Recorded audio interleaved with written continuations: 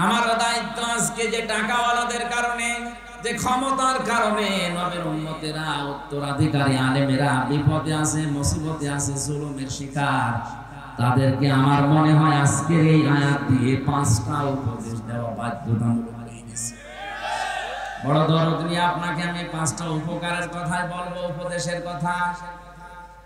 ওই জামানায় নবীকে বিপদে ফেলার জন্য, এমনকি দেশ ত্যাগ করার বাধ্য করার জন্য টাকাওয়ালারা কাজ করেছিল বেশি। কারণের ঘটনাকে আল্লাহ উল্লেখ করে জানিয়েছে। এই কারণের ঘটনাকে উল্লেখ করার কারণে এটা, কারণের মতো সম্পদ ছাড়া তাদের কারণে আলেমেরা এভাবে বিপদে পদে পদে পড়বে। হযরত মুসা আলাইহিস সালামের চাচাতো ভাই ছিল এই কারণ। সূরা কাসাস ৭৬ নম্বর আয়াত খেয়াল করে করে মিলাবেন এবার। ইন্না কারুনা কানা মিন কওমি মুসা ফাবাগা আলাইহিম। আল্লাহ পাক বলেন অবশ্যই কারণ ছিল মুসার বংশধর, মুসার বংশের লোক, তার কওমের জাতির লোক, এবং সে তাদের প্রতি বিদ্রোহ করেছিল। ওয়াতাইনাহু মিনাল কুনুসি মা ইন্না মাফাতিহাহু লাতানু বিল উসবাতি ওয়ালিল কুওয়া। আমি কারণকে এত সম্পদের মালিক বানিয়েছিলাম, একদল শক্তিশালী যুবক তার সম্পদের শুধু চাবি বহন করার জন্য লাগতো। কুড়িগ্রামবাসী, এখান থেকে একটা শিক্ষা নেওয়া যায়। চাবি বহন করতে যদি একদল শক্তিশালী যুবক লাগে, তালা বহন করার জন্য কত দল লাগবে বলেন? কারণ 20টা চাবি মিলে একটা তালার সমান হয় না। কথা বলেন না কেন? তালা যদি এত হয় তাহলে সিন্ধুক, বাক্স, ব্যাংক ব্যালেন্স কত ছিল, আরে ব্যাংকে সম্পদ কত ছিল, মাথায় ধরবে না। আল্লাহ রাব্বুল আলামিন বলেন ওই সময় কারণকে ওই জাতির লোকেরা 5টা বিষয় উপদেশ দিয়েছিল, বিশেষ করে যারা সব সম্মানিত আলেম ওলামা তারা। আজও জাতির ভেতরে যারা টাকাওয়ালা মানুষ আছে, আপনার টাকা কোন কাজে ব্যয় হচ্ছে আপনাকে আমি কোরআনে কারীম দিয়ে 5টা বিষয় উপদেশ দিচ্ছি, ভালো করে মিলাবেন। ওই সময় আলেমরা কারণকে ডাক দিয়ে বলেছিল, ইদ ক্বালা লাহু কওমুহু লা তাফরাহ। আনন্দ করো না বেশি। আজ টাকাওয়ালাদের আনন্দ আছে না নেই? কথা বলা লাগবে। আপনি দেখেন এই দেশে ইসলাম বিরোধী যত কাজ, সব কিছুর মূলে টাকাওয়ালারা, আর পেছন দরজা দিয়ে নাড়াচাড়া দেয় ক্ষমতাওয়ালারা। এমন এমন গানের অনুষ্ঠান দিয়েছে যেটার দ্বারা আল্লাহর আরশ পর্যন্ত কেঁপে যায়। যে সমাজে বিশৃঙ্খলা, অশ্লীলতা বেড়ে যায়, মহান আল্লাহ সেখানে নতুন নতুন করে গজব নাযিল করে। তার ভেতরে অন্যতম এই তাবদাহ। আপনি মনে করছেন এটা আল্লাহ এমনি দিয়েছে? ঢাকা শহরে যত নাইট ক্লাব আছে, গ্রাম্য মানুষ তো বুঝতেছেন না কি যে হয় সেখানে। আল্লাহ জানে, আর ফেরেশতা জানে, আর যারা করে তারা জানে। মানুষ যে এত নিচে নামতে পারে, 4-5 জন মিলে একাধারে ধর্ষণ করছে, আর একজন করে ভিডিও করছে, দেখছে, এটা কোনো পশুর দ্বারা সম্ভব না। অশ্লীলতা, জেনা, ব্যভিচার, ধর্ষণ যখন সমাজে বেড়ে যায়, মহান আল্লাহ 27টা গজব ওই দেশে নাযিল করে। কোরআনে কারীম জানিয়েছে, যাহারাল ফাসাদু ফিল বাররি ওয়াল বাহরি বিমা কাসাবাত আইদিন নাস লিয়ুযীকাহুম বা'দাল্লাযী আমিলু লা'আল্লাহুম ইয়ারজিউন। যারা স্থলে যে বিপদ গুলো, যে তাপদাহ চলছে, হঠাৎ বৃষ্টি বন্ধ হয়ে গেছে, দুনিয়া গরম করে ফেলেছি আমি আল্লাহ, এটা এমনি এমনি করি না, তোদের হাতের কামাইয়ের ফসল এটা। আমি আল্লাহ চাই এই তীব্র আযাব দিয়ে তোরা যেন আমি আল্লাহর দিকে তওবা করে ফিরে আসি। আপনি দেখেন পৃথিবীর ময়দানে যারা সবচাইতে বেশি উচ্ছৃঙ্খল, বিশেষ করে জেনা ব্যভিচারের লাইনে, আল্লাহ তাদেরকে ধরেছে। এই যে দুবাই, এক কথা বলেন না, বিমানবন্দর পর্যন্ত ভাসিয়ে দিয়েছে। এত বড় শক্তিশালী, এত বড় অর্থনৈতিক ভাবে সম্পূর্ণ দেশকে যদি আল্লাহ চোখের পলকে নষ্ট করে দিতে পারে, তছনছ করে দিতে পারে, আমাদের কিছুই লাগবে না। শুধু এই তিস্তার পানিকে যদি আল্লাহ হুকুম দেয় 100 হাত একটু জারণ করে, খুঁজেও পাবেন না কিছু। অনেকে বলে এটা প্রাকৃতিক দুর্যোগ, শয়তান, প্রাকৃতিক দুর্যোগ বলে কিছু নেই, এগুলো সব আমার আল্লাহর গজব। আপনি থামেন, আনন্দ ফুর্তি এগুলো বন্ধ করেন। এখনো বিভিন্ন নাম দিয়ে দিবস বানিয়ে যেটা আনন্দ করছেন, একটা কোরআনের সাথে হাদিসের সাথে মিলছে না। আরে আনন্দ আপনি করবেন ইসলামের সীমার ভেতরে থেকে। এমনকি আজকে ঈদুল আজহা, ঈদুল ফিতরকেও মানুষ এমন আনন্দের জায়গায় নিয়ে গেছে যেখানে কোরআনের নিয়ম নেই। ঈদুল আজহা, ঈদুল ফিতরের শিক্ষা কি ছিল? আগে ত্যাগ, এরপরে ভোগ। কথা বলেন না কেন? 1 মাস রোজা রেখে আপনি আনন্দে খাবেন, লাফাবেন না। আগে সাদকা দেন, আগে ফিতর দেন। ওইটা দিয়ে গরিব মানুষেরা সেমাই কিনবে, চিনি কিনবে, খাবার কিনবে, ওর বাচ্চারা আনন্দ করবে, উল্লাস করবে, খুশি হবে। ওইটা দেখে আপনি খুশি হবেন, আগে শুধু খাবে। ঈদুল আজহাতেও তা কুরবানি জবাই করে নিজে আগে খেয়ে মরবেন না, আগে জবাই করে গোশত গরিবকে দিয়ে আসেন। গরিব মানুষেরা খাবে, আনন্দ করবে, হাসবে, ওদের হাসি দেখে এরপরে আপনি খাবার খাবেন। কথা বলেন না কেন? ইসলামে তো দিবস ছিল মাত্র এই দুইটা, আগে ত্যাগ, এরপরে ভোগ। আপনি বলেন তো এই দুইটা দিবস বাদ দিয়ে যত দিবস এই বাংলাদেশে এখন চলছে, সে যে নামেই হোক, আমি নাম নিলাম না, আন্তর্জাতিক সাম্রাজ্যবাদী যারা আমাদের পকেটের টাকাগুলো একদিকে ছিনিয়ে নেওয়ার জন্য নতুন নতুন দিবস বানিয়েছে, আর একদিকে আমাদেরকে বিশৃঙ্খলা, অশৃঙ্খলা, জনতায় ভাসিয়ে দেওয়ার জন্য ব্যবস্থা করে দিয়েছে। আমি আবার বলছি, ঈদুল আজহা, ঈদুল ফিতর বাদ দিয়ে দুনিয়ায় এমন কোন দিবস আপনি পাবেন না যেখানে আগে ত্যাগ, এরপরে ভোগ, আগে ভোগ, এরপরে ত্যাগ। কথা বলেন না? 14 ফেব্রুয়ারি পালন করে মানুষ, বলেন না কেন? এর ভেতরে কি আগে ত্যাগের পরে ভোগ? না, আগে ভোগ করবেন, তারপরে ত্যাগ করবেন। এটা আমাদের উচিত হচ্ছে যে দিবসের সাথে কোরআনের, হাদিসের এবং বাস্তবতার মিল নেই, ওইটা পালন করে আমরা নিজেদের সম্পদগুলো আনন্দ করতে যে নষ্ট করব না। এটা যেহেতু রেকর্ড হচ্ছে সারা বাংলাদেশে, কালকে ছড়িয়ে যাবে। বড় বড় ধনী যারা আছেন, টাকার মালিক, কোরআনে হাদিসে আমি পেয়েছি 3টা জিনিস মানুষকে সবচাইতে বেশি ধ্বংস করেছে দুনিয়ায়। 1 নম্বরে টাকা, 2 নম্বরে ক্ষমতা, 3 নম্বরে নারী। আমি সহ যারা শুনলাম প্রত্যেকেই যেন এই 3টা বিষয়ের ব্যাপারে সেনসিটিভ থাকি, সিনসিয়ার থাকি, সতর্ক থাকি। আমাদেরকে যেন আমাদের সম্পদ, আমাদের ক্ষমতা, আমাদেরকে যেন নারীতে জাহান্নামে দিয়ে যেতে না পারে। বলেন আমিন। দুনিয়াতে যত মানুষ ধ্বংস হওয়ার পেছনে টাকা আর ক্ষমতা যত মানুষকে নষ্ট করেছে, পৃথিবীর কোনো জিনিস এত বেশি মানুষকে নষ্ট করতে পারে না। এই 2টার মালিক যারা, তারা কিন্তু আরো বেশি সতর্ক থাকবেন। টাকা পেলে আপনি আনন্দ করবেন না। নবীজি জানিয়েছেন কিয়ামতে আল্লাহ প্রতিটি মানুষকে নিজের সামনে দাঁড় করাবেন।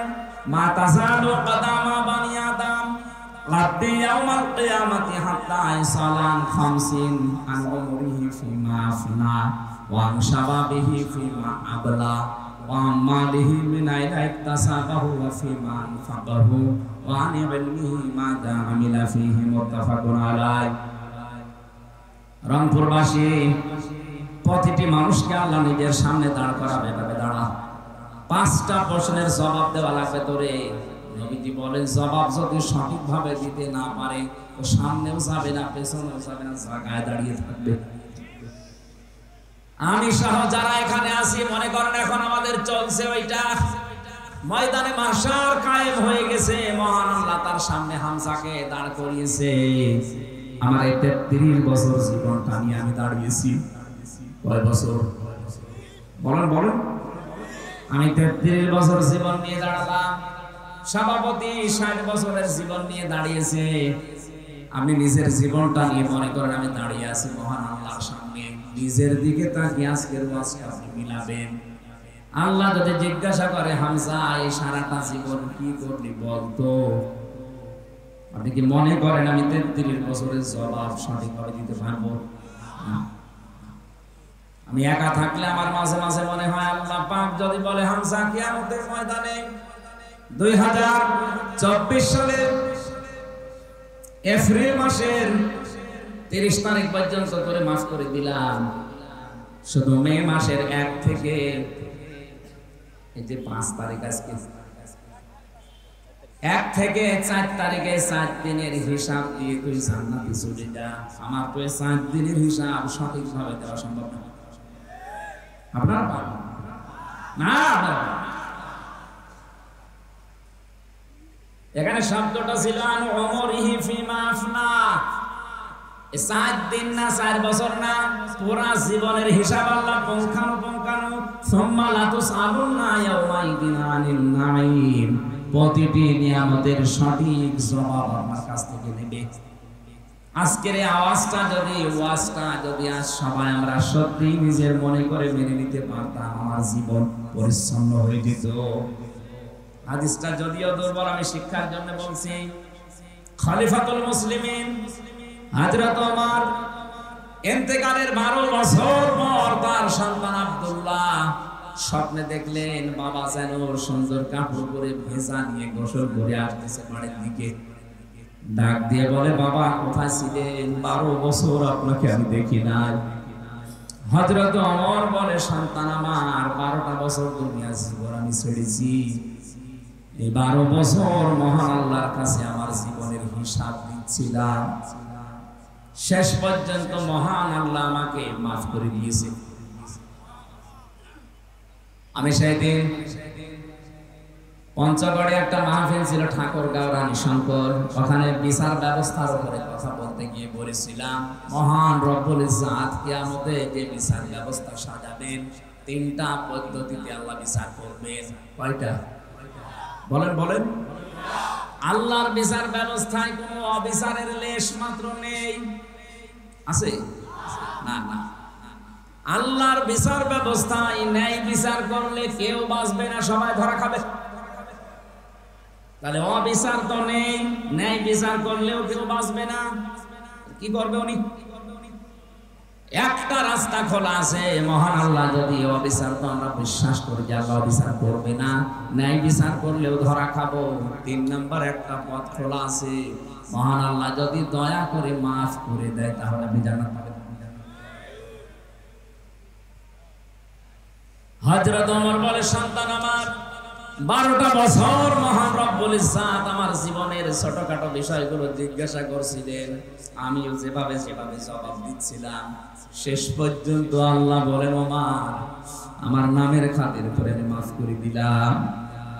আমি এখন জান্নাতের নহর থেকে গোসল করে পোশাক পরে জান্নাতের দিকে যাচ্ছি। কুড়িগ্রামবাসী যার জান্নাতে যাওয়ার গ্যারান্টি দুনিয়ায় আল্লাহ সার্টিফিকেট আকারে পাঠিয়ে দিয়েছিলেন যে ওমর তুমি জান্নাতি। আকাশের তারকার চাইতে তার জীবনে নেকির কাজ বেশি ছিল। কোন রাস্তা দিয়ে গেলে 40 দিন ভয় পেত রাস্তায় আসতে। এই লোকটার যদি 12টা বছর লাগে তারপর আল্লাহ মাফ করে দিয়েছে। বলেন তো আপনার আমার কতদিন লাগতে পারে?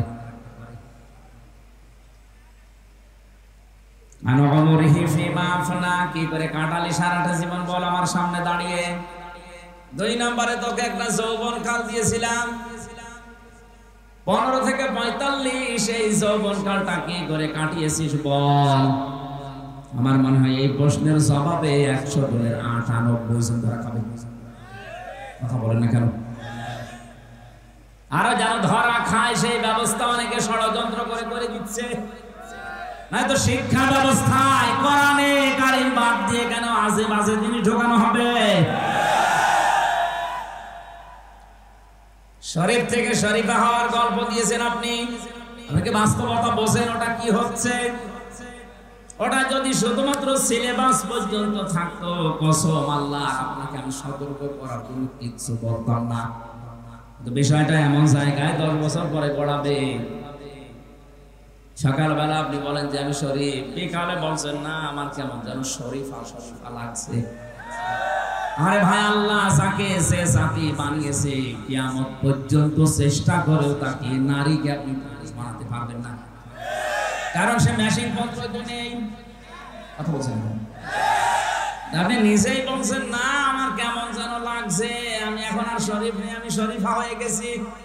আপনি শরীফা হয়ে গেছেন, আমি মানলাম শরীফা হয়ে গেছি, এই কথা বলে আপনি স্থির থাকবেন? বিকালেই তো বলবেন আমি যেহেতু শরীফা, আমার তাহলে মহিলা হোস্টেলে সিট দেন। সিট নিয়ে কি করবেন? ওখানে আমার মেয়ে আছে, আমার বোন আছে, আমার ফুফু আছে। এক কথা বলছেন আপনি, মাল যতই বলেন আমি শরীফা, আপনি আসলে কি এক কথা বলেন না কেন? ওখানে যে আমার মেয়ে, আমার ফুফু, আমার বোন আছে, আপনি ঠিক থাকবেন? একজন বলছে হুজুর যুবক যুবতী এক জায়গায় ঘুমানো জায়েজ আছে, ঘুমানো জায়েজ আছে কিন্তু ঘুমাবে না। ঘুমাবে? আপনি শরীফ থেকে শরীফা হয়ে ঘুমাবেন? সেটা আমার সামনে আমার মেয়ে যারো সন্তান পেটে নিয়ে ঘুরবে, আমি কিছু বলতে পারবো না। আমাদের যৌবন বয়সের হিসাব যেন দিতে না পারি। অনেকে শিক্ষা ব্যবস্থায় উল্টা পাল্টা জিনিস ঢুকিয়ে আমাদের নষ্ট করার পায়তারা করছে। এরপরেও যদি বলেন হুজুর আমি কিছুই বুঝি না, জোরে কোথা দিব আপনার।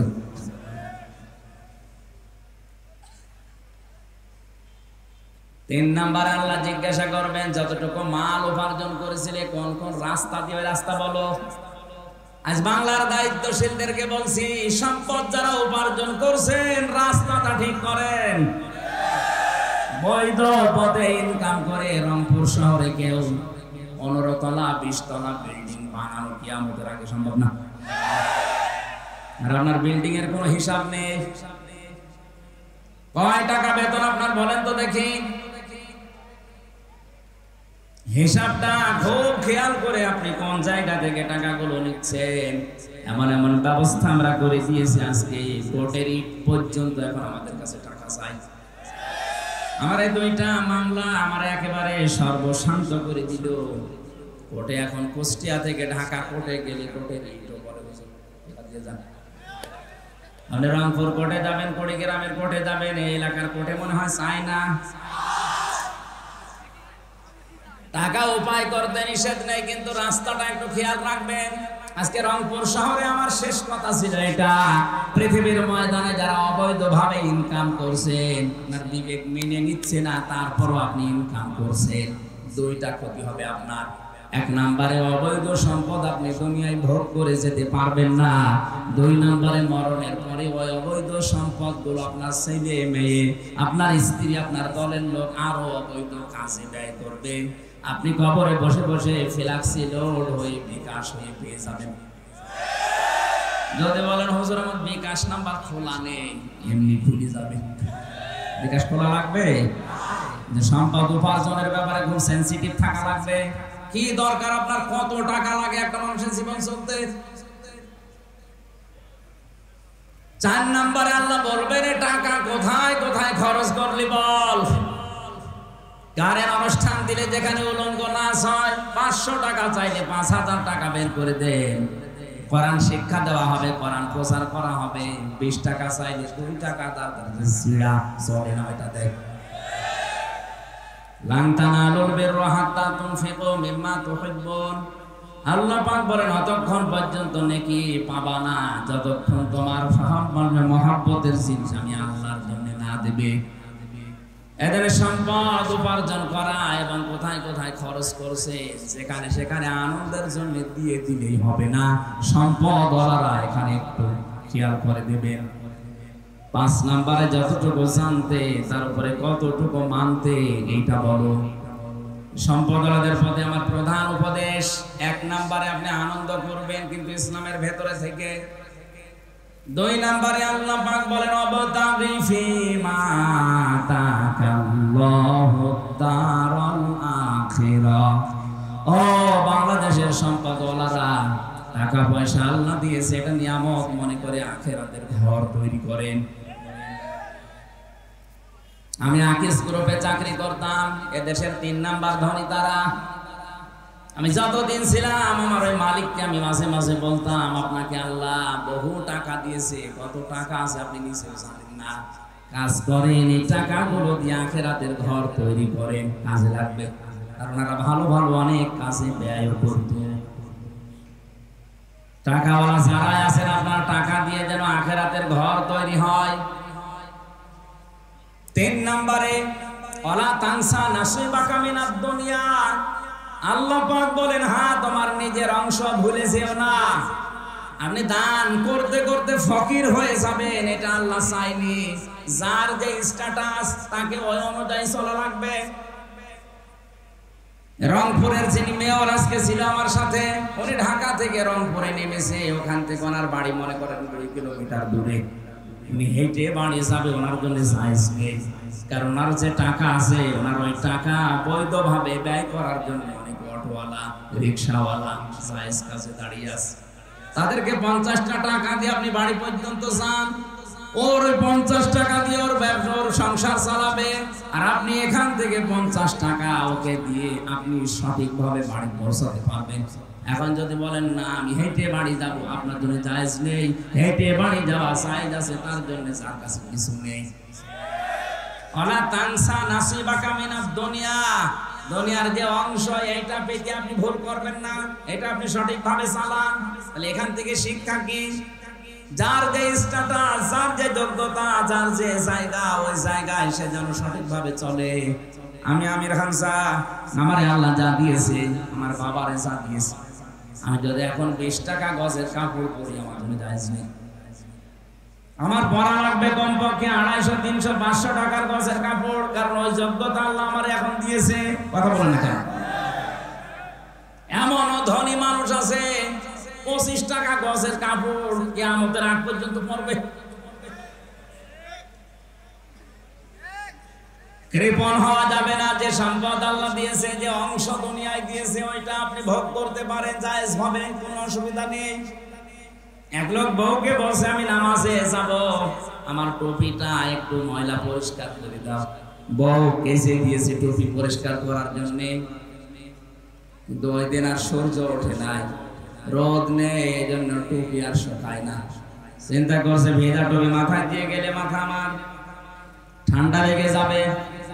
স্ত্রী কাজ করছিল চুলার উপরে, ও টুপিটা এভাবে ধরেছে যেন শুকিয়ে যায়, আল্লাহর ইশারা হাত থেকে আগুন লেগে গেছে।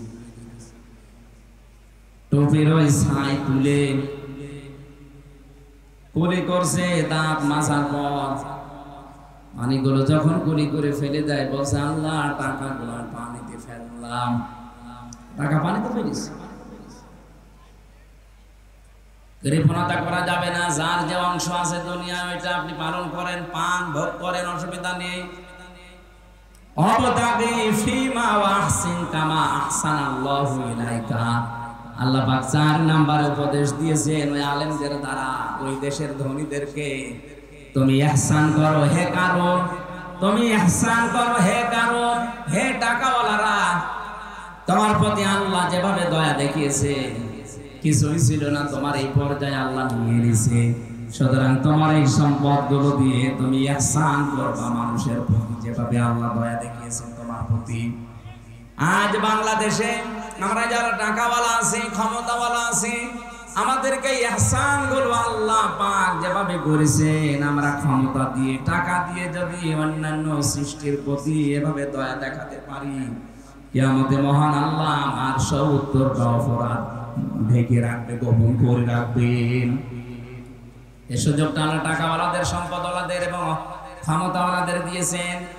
এটা পেলে আপনি একেবারে মন মতো যা ইচ্ছা তাই করবেন না। যারা বিভিন্ন দায়িত্বে আছেন, সম্পদের, ক্ষমতার, বিভিন্ন পাওয়ারের এই জায়গায় আপনি থেকে মানুষের প্রতি ইহসান করে নিজের প্রতি ইহসান আল্লাহর তরফ থেকে বাড়িয়ে নেন, এটা সুযোগ আছে। একটা মানুষের অপরাধ যদি আপনি জানা শোনার পরেও যেভাবে হোক গোপন করে তারে বাঁচিয়ে দিতে পারেন, মহান আল্লাহ কিয়ামতে আপনার ৭০টা দোষ গোপন করে বাঁচিয়ে দেবেন। বলেন আমিন। অবতাগি ফিমা আলা তানসিন কামা আহসানাল্লাহু ইলাইকা ওয়ালা তাবগিল ফাসাদা ফিল আরদ। জমিনে বিশৃঙ্খলা তৈরি করা যাবে না। আমরা দেখছি এই দেশে যত বিশৃঙ্খলা করার জন্য চেষ্টা চালাচ্ছে, পেছনে সব টাকাওয়ালাদের অবদান।